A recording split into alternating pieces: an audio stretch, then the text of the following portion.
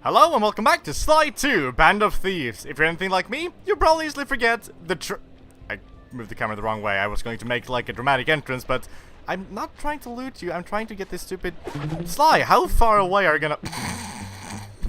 Did you hear that little... Oh, I love the sneaking noise so much. It's just so perfect for all kinds of situations. I mean, mainly sneaking, but usually it's extra funny when it's unintentionally... Whoa, hey, grizzly face! You're just doing your job, and I appreciate you for it. And well, the only thing I don't appreciate is that my controller is vibrating like nuts, and it can be actually kind of annoying, to be honest, because your controller can vibrate for a very long time, which could be helpful in some situations. Wow, did I really go there? That's actually kind of unlike me, but there we go. That is the one and only not booby-trapped treasure in this area, so how about we get on with the next ones? Now, on the topic of forgetting treasures, there's one thing I've actually neglected to talk about. By the way, this thing is booby-trapped, as I said. Collecting treasures, strangely enough, actually doesn't count towards episode completion. And by episode completion, I mean area completion, because these things are actually called episodes. We're actually at episode 7 now, which is kind of awkward since I named these things episodes as well. But, you know, that's just how things work.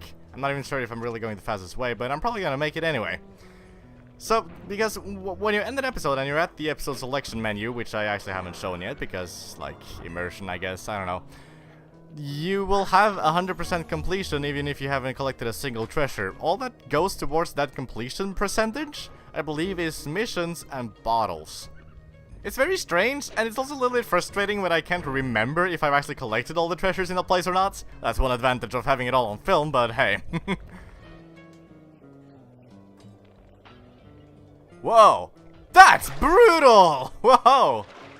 Stabbed through the back, falling all the way from the top of a lighthouse and into the water to drown. Damn! Sorry, Sly. For climbing up this stupid tower the 4th time, you can get your final treasure. This one's pretty easy to get back because you have this start off with just the flying that you can do. I guess it only takes you to this big battery thing, but, you know, still. Any head start? I mean, it's not a head start either. I'm just going back on my thoughts all the time here, but anyway, from this point forward, it's really just the same path as we've already taken. And as we have 20 seconds left, I think it's pretty easy to say that we're gonna make this perfectly fine if you don't get hit by the eagle. There we go. And with that, we of course, as usual, have a new set of moves to talk about. So first off, Reduction Bomb. This is not the first example of its kind. What do I mean? It's just a different way of doing something that another move already does, and arguably does better. It's a bomb that shrinks enemies. Potentially good, because you can potentially get more people than just the one enemy with the one hit from the other shrinking power, but I don't know what it is about bombs, but oftentimes I don't find them very useful. I just find them difficult to really put to use, aside from simply using a normal triangle bomb on a sleeping enemy. So, the effect is good, of course, but I prefer just using the other one we already have, to be honest. Next up, Guttural Roar. This is a long time coming. This is finally a good and interesting move for Murray. I'm not gonna say it's necessarily the first one, but it's one of the best ones for sure. This is basically Murray's answer to the smoke bomb. It's pretty straightforward. Murray makes a big roar and the enemies go away.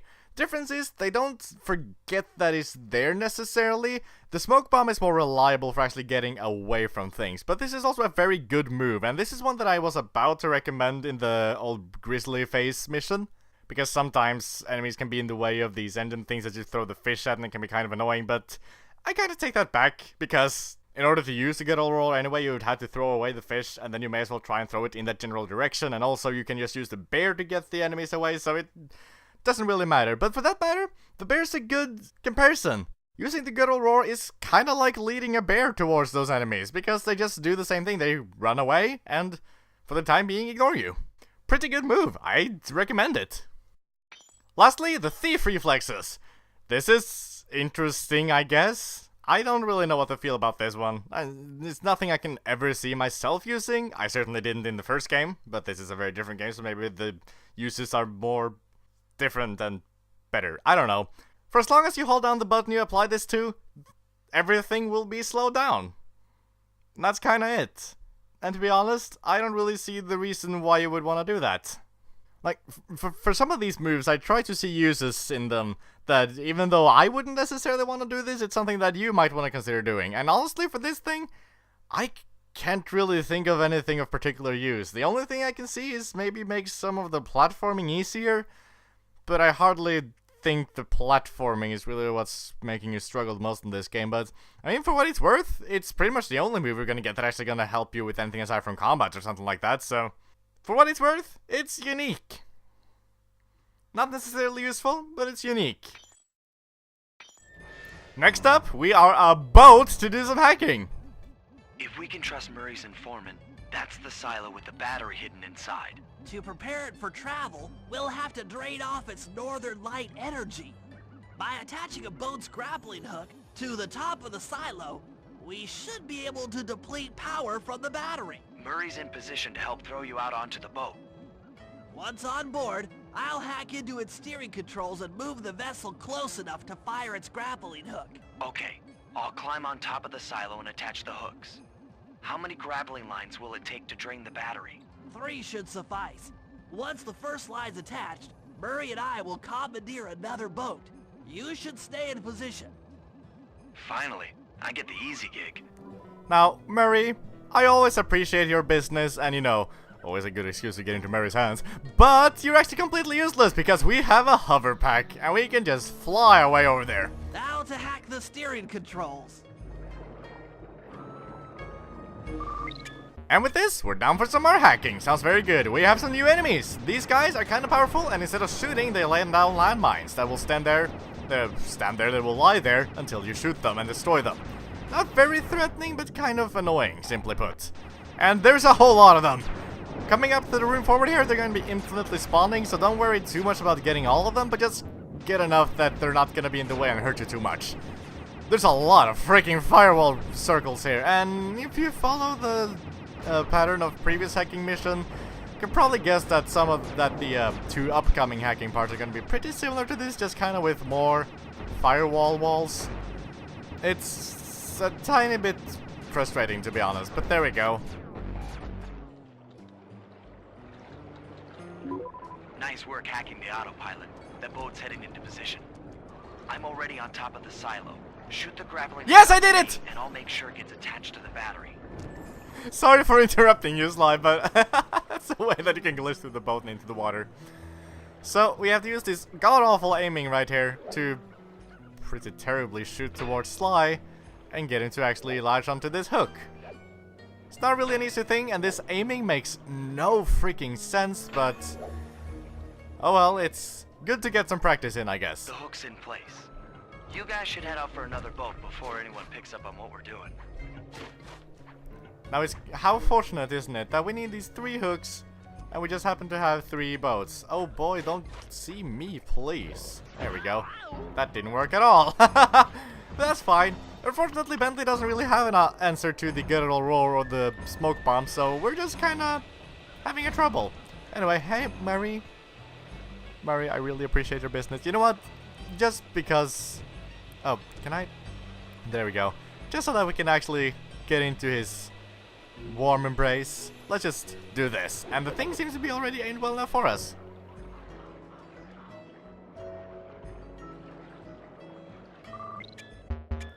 As said though, this is the kind of hacking that I actually kind of dislike, because some hacking missions have completely different rooms for every like level of the stage, sort of. But this one is just the exact same, but with some more added obstacles here and there and a little tiny bit more added enemies. I don't like this as a way of prolonging the hacking mission, because it just kind of feels like padding, to be honest. It feels like well, it doesn't feel like I've already done this. I have already done this, just slightly easier, and even when it's slightly harder, it's not really that much harder, it just takes longer. We have more firewall walls. I think there's more, at least. I think there were only 2 layers in the previous one. And we just have a bunch of enemies. And honestly, I gotta say, thinking about it, I think these guys laying landmines are probably less threatening than it would have been with guys actually shooting at us. But I guess that's something to be thankful for rather than something to complain about. Now, I just gotta say, you may have thought I was kidding before, but no, you really can hook up with Murray! Sly, you actually tried to catch on to that? That's okay, I don't know. Or maybe he was just like, no, Murray, don't go to Bentley. we were meant to be. I don't know. I should probably stop at this point. The second hook's in place. One more grapple line to go, and this thing will be on empty. Just one more. Excuse me, Ledge. Thank you. Just one more to go. Thankfully, Mary's very good at following you. Following. That was awkward. I was about to say like following your, but I didn't have any your to anything to add to the your, so I don't know. Now, I like this. You can use Murray, of course. I always recommend using Murray as much as possible. That sounds bad. I always recommend giving Murray the attention and physical contact that he deserves, but you can also just use this mammoth. I was wondering what happened to that guy. Guess he just prefers to be frozen. That's the comment I was waiting for Sly to make that one other time. Now, it doesn't admittedly feel entirely right just leaving all this hacking out, but it's just the same stage. It really is. There's another layer of firewall, there's another couple of enemies. It's really not different. It's really not interesting. But if there's one thing I can say about this that's positive, is that I'm very glad I can get to do this on a PlayStation 3 controller again. It's very nice to be able to make slight adjustments to my angles. I very much appreciate that. It's the kind of thing that you come to realize that you really, really like having, but that you maybe don't think too much about when you just have it. It's the kind of thing that you don't realize that you love until you've had to let it go for some time. It's like something that I learned from Doctor Who. You don't know that something is an addiction until you try stopping it. And that's not entirely relevant, but kind of. And I always like to find an excuse to involve Doctor Who in some way. And now for the final hook, I gotta say, I like this mission. It's pretty gripping, if I may say so. And speaking of which, can you please actually just grab onto this shit, Sly? Thank you. Whoa! That did it. With the battery chamber empty, we'll be all set to move in.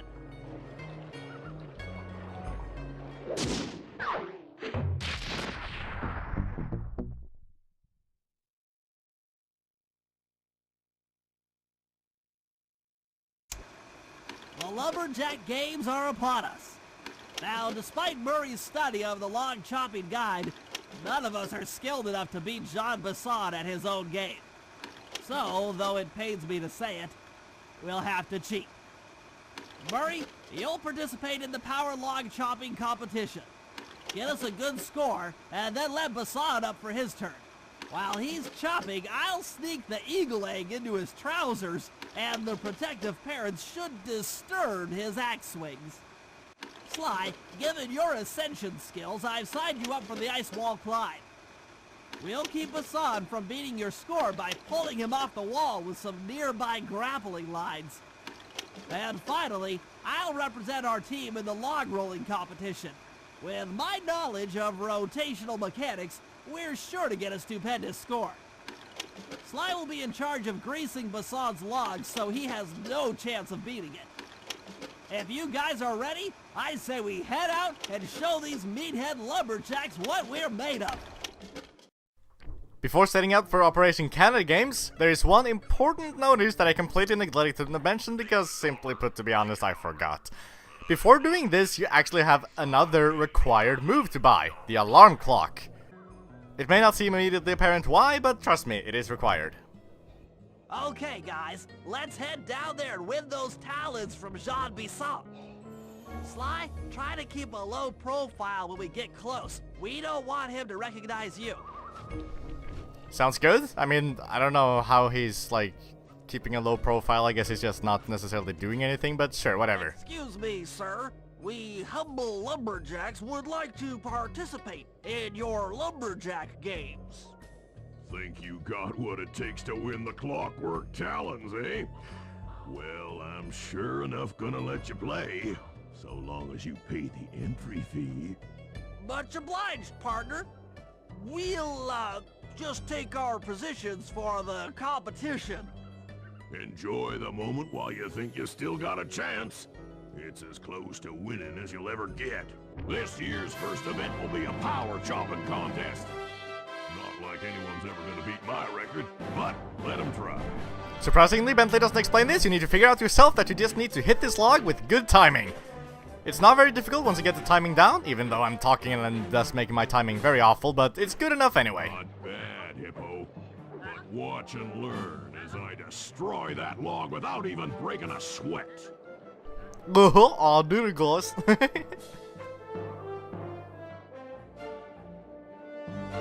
Okay, Bentley, you're on. Plant the eagle egg on Basan, and the angry eagle parent should swoop in and throw off his axe timing.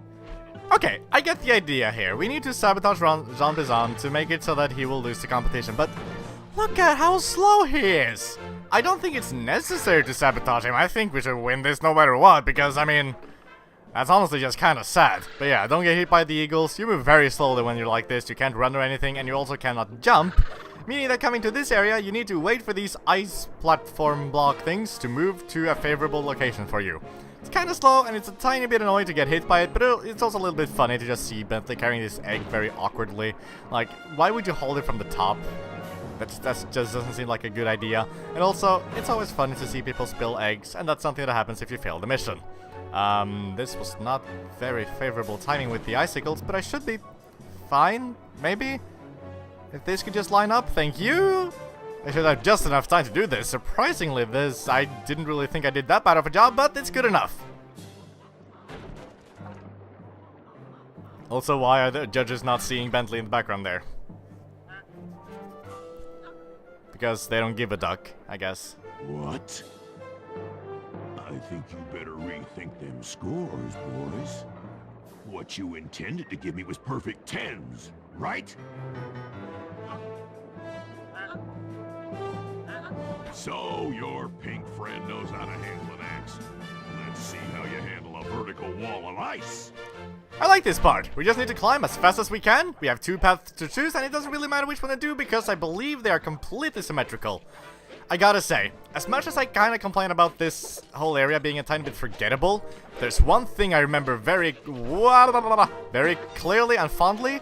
It is the Canada Games. I love this part. It's very memorable, and this took almost... No, come on! Latch onto something! There we go. Oh shit. No, that was a bad timing.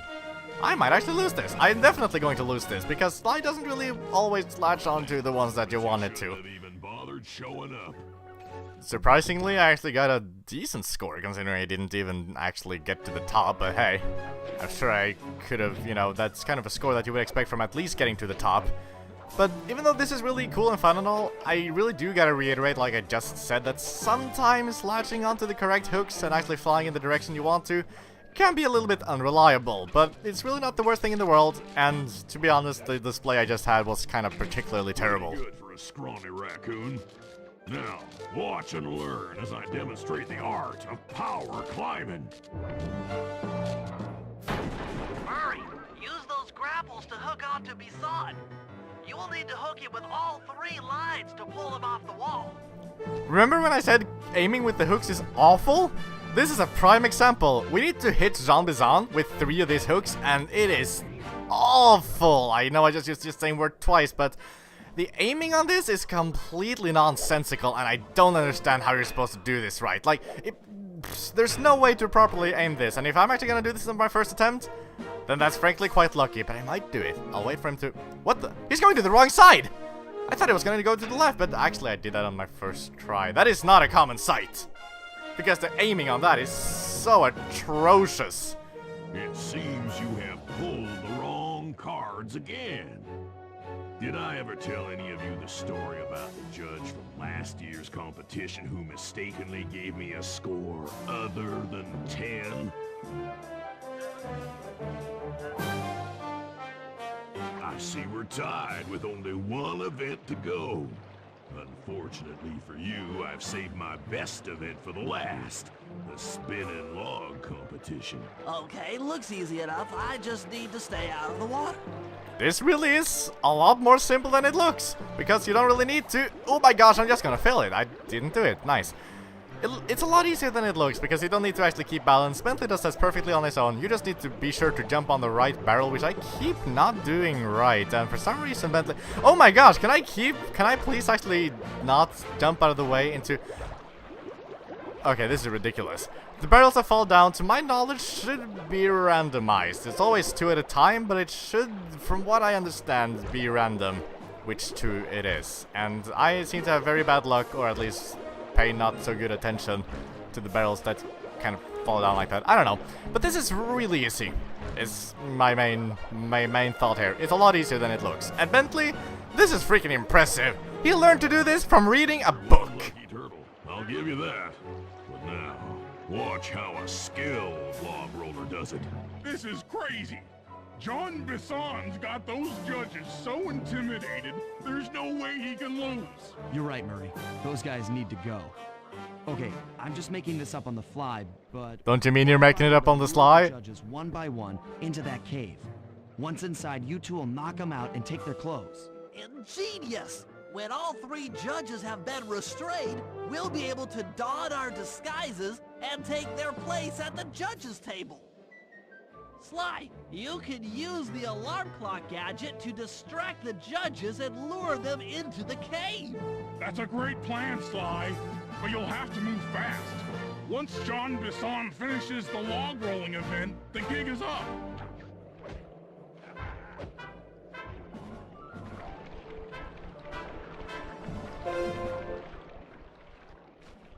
Things not entirely going after plan, but thankfully we're very good at improvisation. So, take out the alarm clock, and just aim it towards this guy right here. And then one of the ducks are gonna come out, investigate the situation, and look very battle ready for some reason. And then we just continue the process like this. Go one step back at a time, and he's not going to be noticing you. Now, for the last one, you want to be careful that you actually aim the clock real close to the entrance here, because if you aim it too far from the entrance, this isn't necessarily going to work right.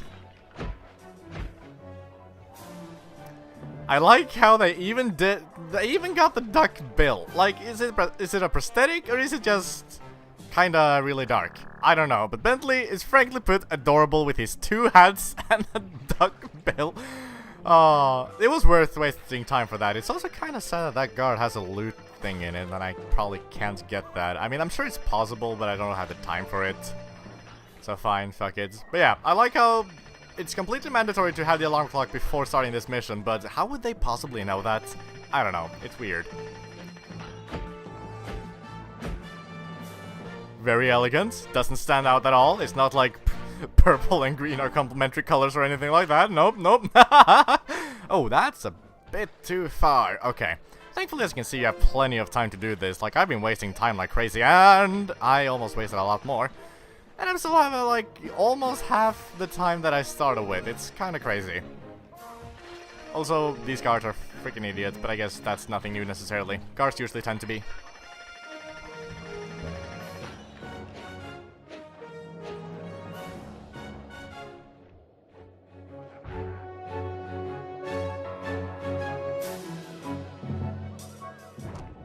What? I thought I warned you judges about the consequences for incorrect scores. Wait a second. You aren't the judges I hired. It's the scrawny raccoon and his annoying friends. Well, if you want the challenge, then why don't you just take them?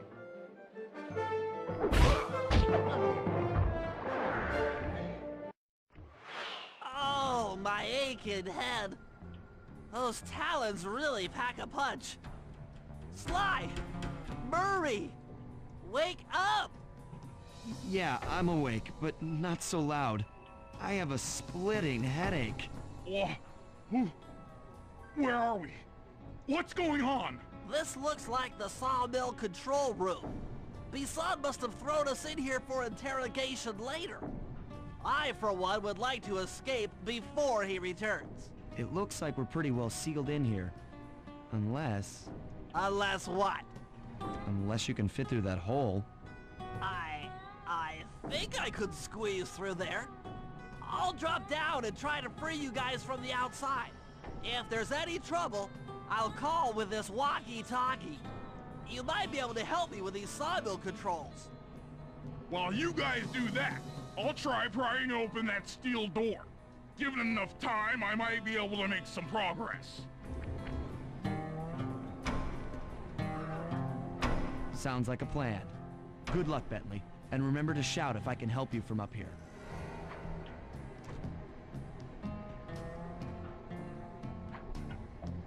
Bentley, you okay? I can't see you from in here, but I heard the fall. I'll be fine. Just give me a moment to catch my breath. Well now, candy britches. I should have figured a puny turtle like you'd find a rat hole to squirm through. Well, I just dropped my glasses, had to come pick 'em up. I ain't like you, boy. I ain't stupid. When y'all were unconscious, me and my boys paid a visit to your hideout and found all them clockwork parts. Lucky thing, too. Arpeggio is willing to plunk down a king's ransom for the whole lot. I even threw in the talons. You sold all the clockwork parts? Arpeggio has them all? I wouldn't expect one of your kind to understand the finer points of commerce. You turtles are too stupid to know a woodcutter from a woodchuck. That's it! Time I showed you just how stupid we turtles really are. Sly, on my command! I hear ya. Prepare yourself, Bisson! En garde! Okay, Walnut. Get ready for a smushing. Bentley is serious, Bentley is confident, Bentley has saw blades! And they completely missed.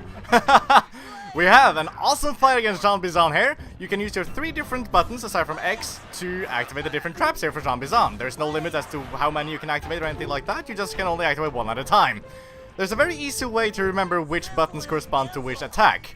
I believe, however, I'm missing a whole lot here. What I like to think is that circle stands for logs because the logs are cylindrical, so there's circles. Square stands for fire because the fire pads are squared. Boys, let's get this varmint. And then lastly, triangle stands for saw blades because the triangle is sharp, like a saw blade. I like that.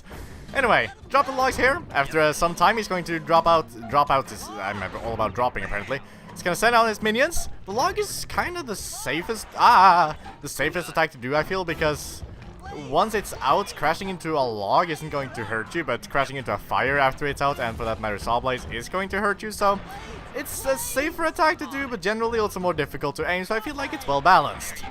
Now, can we talk about Bentley? Oh, I love him so much. I have not been giving Bentley enough credit. Like, just think about back in the day when he was just stressed and nervous about fucking everything. I especially remember back when we were going up against Dimitri and Eat dynamite, turtle! Bentley went into his clubhouse to blow up all these poles so that he could make the disco ball fall down. He couldn't even talk to Sly on the binocular because he was too focused, too nervous about not fucking this up and getting things right. Come out, boys. Let's get to killing. And really, it mostly boils down to his confidence, because holy hell has it grown. And to me, that's a big part of this game. I don't think any of the characters are quite as dynamic and well developed as Bentley is in this game. As much as I keep making my comments about how much I love Murray, Bentley is easily the most interesting character, the most engaging character-wise, and also the guy who just beat Jean Bizon! Tarnation! I've been done in by some four-eyed turtle? Times have changed. Once again, brains triumph over brawn. Good job, little buddy. That was some fast thinking. Don't forget about me. You did a great job opening that door, Murray. Thanks. Attention, John Bisson. Arpeggio's carrier blimp will arrive to pick up the Northern Light battery in exactly 1 minute. Okay, enough patting ourselves on the back. If we're going to get the clockwork parts back, we need to get onto that blimp. The silo battery isn't far. If we run, we can make it. Enough talk, let's move. Shake a leg. That blimp's on its way. Despite the triumphant nature of what just happened, we have lost all of our clockwork parts. And there's only one place to go to get them all back again. Everything we've done up to this point will be for nothing if we don't get over to this blimp as soon as possible. We couldn't have gotten this far without the collective efforts of everyone. And despite everything at risk, we are now stronger than ever. With these slightly cheesy words of confidence, we will take down Arpeggio and ensure that Clockwork never wakes again.